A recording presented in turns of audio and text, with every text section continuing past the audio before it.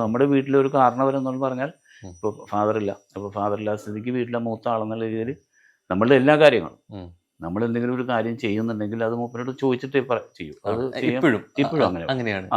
അത് നമ്മൾ ഞാൻ പറഞ്ഞല്ലോ, ഞാനൊരു സോഷ്യൽ മീഡിയയിൽ എൻ്റെ യൂട്യൂബിലൊരു ഞാനൊരു പോസ്റ്റ് ഇട്ടാൽ അല്ലെങ്കിൽ ഒരു കണ്ടന്റ് ഇട്ടാൽ അത് പുള്ളി കണ്ടതിന് ശേഷം നമുക്കൊരു സമാധാനം കിട്ടുള്ളൂ. അപ്രൂവൽ വരണം.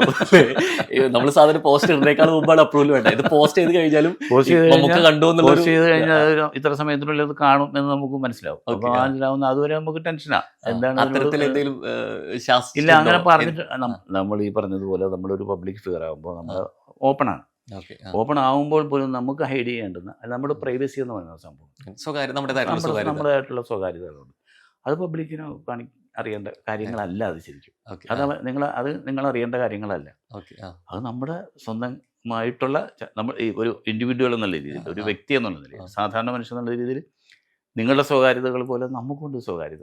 ആ സ്വകാര്യതകളിലേക്ക് കടന്നുകയറ്റം നടത്തുമ്പോഴും ഊഹാപോഹങ്ങൾ പറയുമ്പോഴാണ് നമുക്ക് ശരിക്കും ഉള്ളിൽ ചിരിയാണ് വരിക. കാരണം അത് പറയുന്നതും ഇതുമായിട്ടൊരു ബന്ധമുണ്ടാകുക.